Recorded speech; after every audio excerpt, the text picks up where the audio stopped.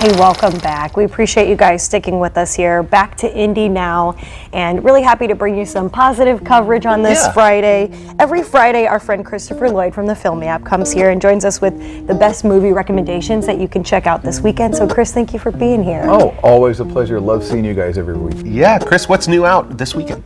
So a lot of cool, interesting movies. You know, we've had some big superhero movies, that sort of thing. So maybe not quite as high profile, but I think some really good stuff. We've got first up is The Black Phone. Okay. And this is a horror film. This is one of those films that was supposed to come out like a year and a half ago, kept getting delayed and delayed. Ethan Hawke plays a serial killer abductor of children set in 1978 Denver, and he's known as the Grabber. And so the children are disappearing. People are like, what's going on? Are they dead? Are they just being kidnapped? And we have a brother and sister pair where the brother ends up becoming the next victim, and meanwhile the sister, who kind of has some psychic dreams and visions, is kind of doing like the Nancy Drew thing, trying to track down her brother and solve the mystery. And meanwhile the brother is having these conversations with the killer, which is very creepy, where it's this demon mask, if you've seen it in any of the images. That'll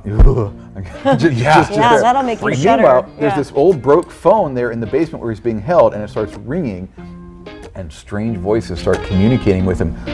Are they giving him advice, or is it part of the MO of the killer? Oh my. Very creepy, very scary movie. I am a horror gore lover, and it's hard to scare me, and this movie creeped me the heck out. And this one did? Okay. Oh, yeah. And then I definitely can't handle it. I so if you love a good scare, go see The Black Phone. All right, this one's big. This is Elvis. I mean, we've all heard about this. What's your take on it? Yeah, it's been a big film, like on the festival circuit and things like that. So film lovers seem to know about it. I'm not sure if you're average person, but obviously it's a biopic of the great rock and roll legend himself. Tom Hanks stars in it as the Colonel, who's kind of, you know, that sort of figure who shapes his career, but also maybe is a negative influence. Austin Butler is the actor. You may or probably have not have heard of him, young guy kind of out of nowhere. And this is directed by Baz Luhrmann, who of course has done known for big, showy, spectacle movies. Moulin Rouge, it's a lot of musical tie-ins. So I'm looking forward to this. I was not able to get to the screening of it, but Nate Richard has a review of it up, and he is absolutely crazy about Elvis, to paraphrase the song. Looks really interesting, and I'm looking forward to seeing it. Yeah, it would be interesting to see Tom Hanks in that kind of role too. Yeah, it looks like a good one. Yeah, it does. All right, so Cha Cha Real Smooth. What's this one about? So this is a film, a smaller one. It stars Dakota Johnson, and it's about a young guy just out of college. Kind of has that, like that first job out of college where, you know, you're not really doing what you want to do. You're kind of rambling around, not sure of yourself. And he ends up meeting this woman, somewhat older than her, was a teenage daughter, and sort of, you know, is brought in as like the babysitter to relate to the daughter, who's awkward and uncomfortable. But he starts forming this friendship with the mother, and could it be a possible romance? Another film, kind of hard to fit in any box, but it got very, very positive reviews from our critic. Okay, interesting title. Cha Cha Real Smooth. Yeah, another one, big on the festival circuit. Maybe your average person hasn't heard of it. Okay. Yeah.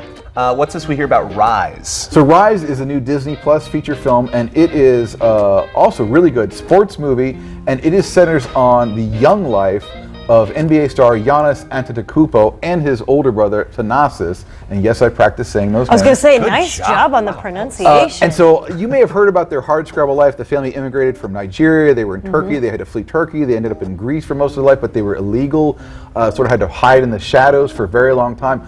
Their basketball, like their father didn't want them to play basketball in the city leagues because they were worried that the family would be found out. A pair of young actors, both novices, obviously chosen more because of their ability to play basketball players, but I think they did a really good job. Very heartfelt. I learned a lot of things about an amazing family and just a terrific sports flick. Okay. Inspirational. And we got one more to chat about, The Man from Toronto. So Kevin Hart stars in this on Netflix, and it is kind of a very typical action comedy setup for Kevin Hart. He plays just an average guy who ends up being taken somewhere and mistaken for the Man from Toronto, and he finds out that the Man from Toronto is a very, very bad dude who gets information out of people who don't want to say it, let's put it that way. Okay. So then he ends up working with the feds to try and find the real Man from Toronto, who's played by Woody Harrelson, and so the usual sort of, you know, antics, action, laughs ensue. Okay, fun stuff. And thank you. Yeah, and where can people find you if they want to connect with the Film App? Of course, you can check us out on filmyap.substack.com. You can just use it as a website or hit that subscribe button, and you can get all this amazing content in your email inbox the minute it's published. Wonderful. Chris, thank you. We appreciate your recommendations always.